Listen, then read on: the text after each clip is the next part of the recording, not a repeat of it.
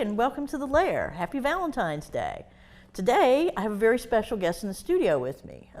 Elizabeth here is a succubus. Hi, Elizabeth. Hi, Chris. How are you doing? I am fabulous. I'm so happy to have you here today. I have so many questions for you because your life must be fascinating. My life is fascinating. I'm so happy to be here. I really appreciate you inviting me out. I feel like people don't know a lot about succubi, and I'm happy to educate. Excellent. Well, that was actually my first question, was what was the multiple for succubus? And it's succubi? It is succubi. Right on. So is there like a large community of succubi, or are you guys relatively rare? Actually, we're very rare. There's only a few hundred of us in existence. Wow, all over the world. Everywhere, yes. That's remarkable. The creation of a succubus is a very deliberate thing that must happen, and not many of us are willing to make that sacrifice. Well, can you tell us a little bit more about it? I mean, what is a succubus exactly? Well, a succubus is, we are spiritual beings. We are supernatural. We are immortal. We can take a spirit form, or we can possess a human body. We are eternal creatures, and we feast upon the sexual energy of others. Wow. Well, I mean, that sounds to me like something that a lot of people might be very willing to help you out with that. I haven't had a problem with it, Chris. I'm going to be honest with you. I really, really believe that. I'll show you later. I can't wait. Okay, yeah, so you said it was quite a process. So can you tell us a little bit about how you become a succubus? Sure, you don't become a succubus. Succubi are created. And it's when a succubus takes the form of a human woman and possesses her body, and she couples with an incubus. He can be in spirit form, or he can be in the form of a man's human body. When they couple and the woman becomes pregnant, if the succubus chooses to carry that pregnancy and to actually have that baby, which is very rare, I mean, that is a great deal of pain, and while certainly we succubi enjoy pain in a pleasurable way, not so much, we are not fond of it in quite that way. So most succubi, should they become pregnant from an incubus, would not carry the pregnancy and would not have the child. But my mother thought it would be a fun adventure, and thus I was created. Wow. So your mother must have been quite the spiritual being. She was, actually. My mother, she was actually part of the Marymount colony. I don't know if you've heard of this or not. Thomas Morton came over as a settler, and he created this pagan colony, and it was quite the scandal. It was really only around for about 2 years until they erected a maypole, and everyone went ballistic. Well, as soon as the maypole gets erected, everybody's crazy. I know, right? Yes, I've found that, Chris. But my mother was a settler there, and she thought it would be quite fun to create a child there in that settlement, and that's how I came to be. Wow. Well, you said you guys are immortal, so does that mean your mother and father are still around? Yes, yes they are. Actually, the very first succubus was Lilith. I don't know if you've heard of her or not. Now, wait a minute. Now, I thought Lilith was a vampire. Lilith is not a vampire, and I did see that on True Blood. That was ridiculous, to be honest. But it was also a cute homage to her, that they would mention her at all. No, Lilith was the first succubus. She was actually the first wife of Adam. God created her from the earth, just like Adam. The first wife? Yes. You never hear about the first wife, do you? You really... It's always the young, pretty second wife. Yes, well, it happens. No, Lilith was the first wife, and she was created as Adam's equal, and Adam was having none of that. He was completely uninterested in having an equal. He wanted a subordinate, and so clearly he and Lilith did not get along very well. So Lilith left him, and he asked God to create a second wife, someone a little more subservient. I think maybe he would have gone mail order bride if that had been an option. Sure. But God did create a second wife for him, but clearly made him physically pay for that. It was quite painful, the creation of Eve. But yeah, so Lilith left Adam's side, and she went on to actually create quite the scandal. She coupled with the archangel Samael, and that was how she became a succubus. At the time, an angel mating with a human was absolutely a no-no. Well, yeah, and there were like 2 of them, so. Right. So it's hard to sneak around. Samael thought it would be a blast, a great time. Right. So Lilith was the first succubus. He coupled with 3 others, and they created the original 4 succubi, and we all came from there. Wow. Yes. That's quite the history you've got going on there. Yes.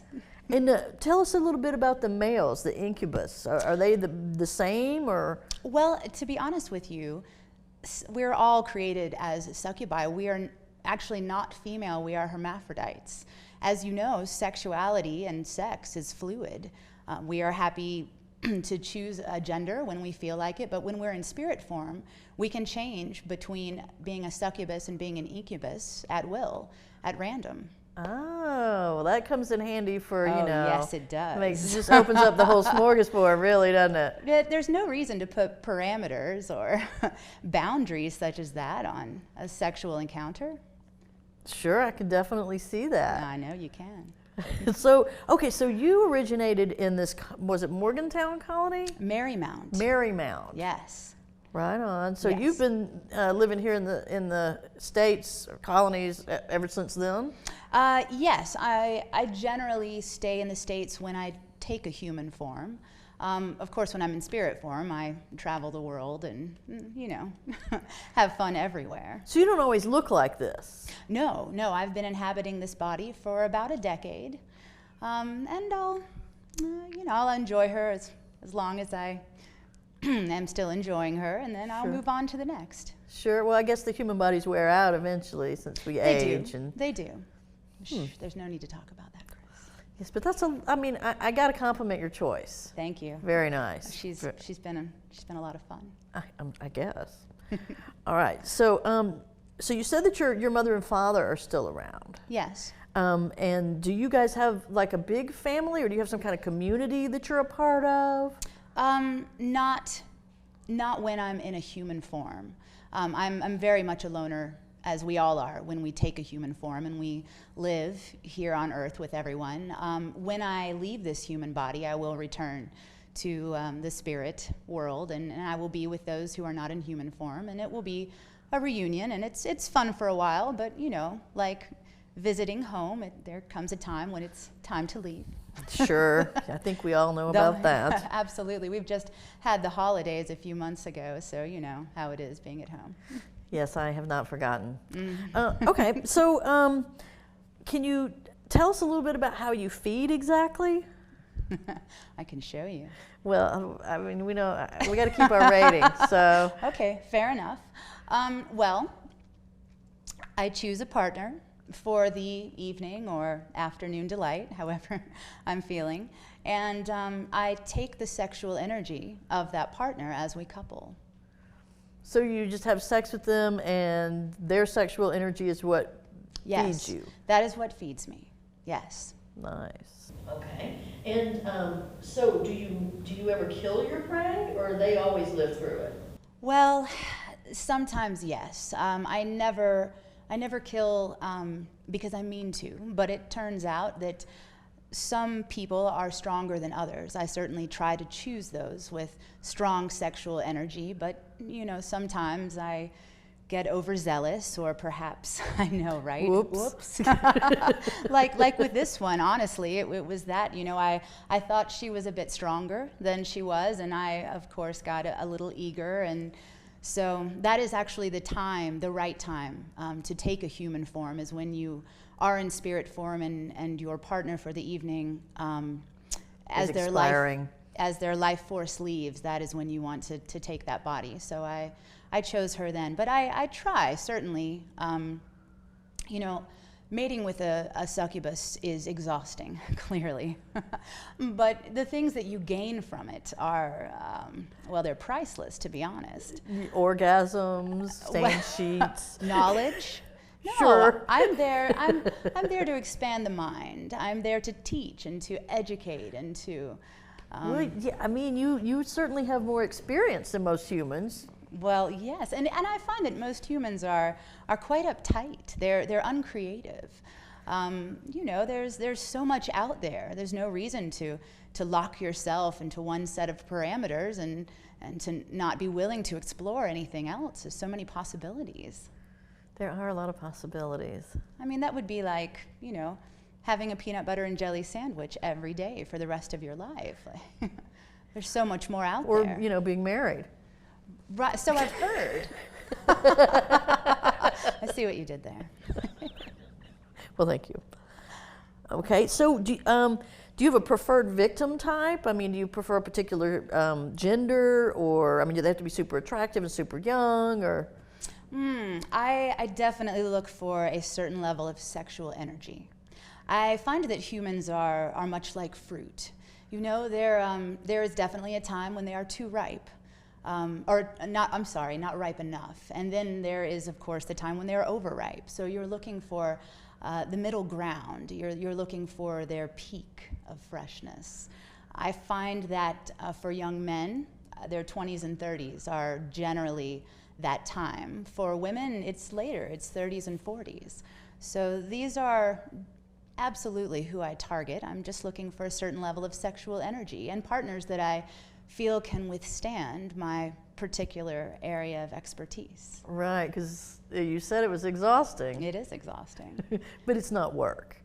No, it's not work. And you know, I've heard accounts where it is said to be painful or unpleasant, and I feel that that is absolutely the fault of the human. You know, if you can't relax and open your mind and accept the things that are being given to you, I sometimes find that humans do suffer afterwards, mostly with mental anguish because of these things that they've been taught. They're so narrow-minded, and sometimes expanding that mind can be quite devastating to them. But you know, we certainly that is not the desired outcome. Right. So it's not like it's physically painful for them. Oh no. It's just that their hang-ups get a little kicked around. Yes, it's years of teaching, you know. And that brings up an interesting question. Given your vast experience, would you say that most of us do have sexual hang-ups, even the ones who seem really open? Oh, humans? Yes, absolutely.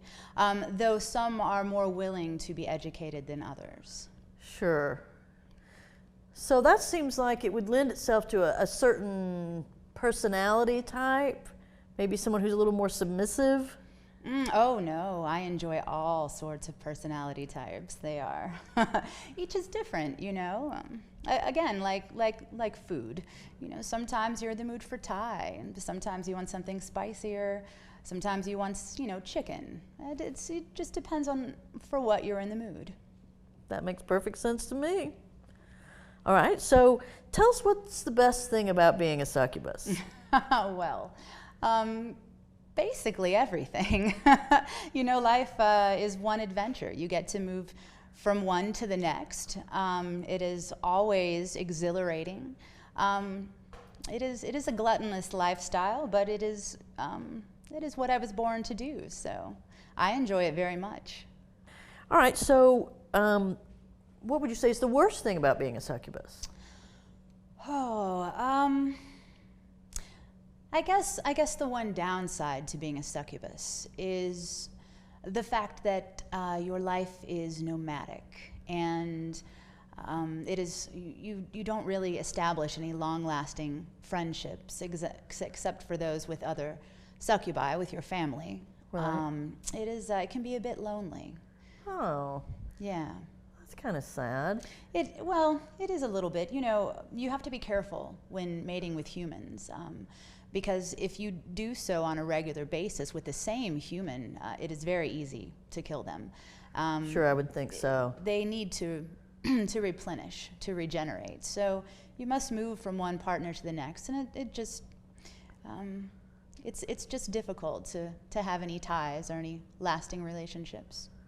How often do you need to feed? Well, Need. There's how often you need to feed. And then, you know. Sure, I mean, it's like, you know, it's like going out for ice cream. You know, you don't go out for ice cream because you're hungry. You just enjoy it. But I would say I need to feed. Oh, probably twice a week. That often? Yes, but I would never let myself be that deprived. Right. Of course not. Never. Why would you? No, you wouldn't. I wouldn't. Okay, and what would you like for people to know about succubi? Oh, that's an excellent question. Thank you. What would I like for people to know about succubi? Basically, I would like for them to know that if you are visited or if you couple with a succubus or an incubus, that you should just relax and enjoy the ride. You will gain quite a bit from it. Will I need to take the next day off from work so I can rest? Absolutely. So you'll be Friday nights are probably best for hooking up with the succubus then. Absolutely. Okay, have you met any other what we would call monsters, like vampires, werewolves, that kind of thing? You know, I have. Some of them are quite charming. Vampires, for example, you know, they're quite intelligent. They've been around the block, and they keep excellent hours, and they're very good company. I would say that other monsters are a little bit, I don't know, I would just say disgusting. I feel a bit of disdain. Werewolves, for example, they're smelly.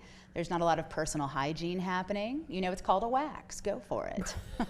I'm just saying. It's right. Really, yes. I mean, I would not mate with a dog. Why would I mate with a werewolf? So can you mate with other, like vampires, for instance? You can, but there's not a lot of energy coming from them. It's sort of like feasting upon stale bread. Sorry, they don't have their own chi. No, they're very fun to spend time with and to hang out with. You know, have a few drinks with a vampire, but mating, not so much. They don't really have what you crave. Yes, that vitality and energy. Gotcha. Yes. I gotcha. Okay, so so you were never a human being.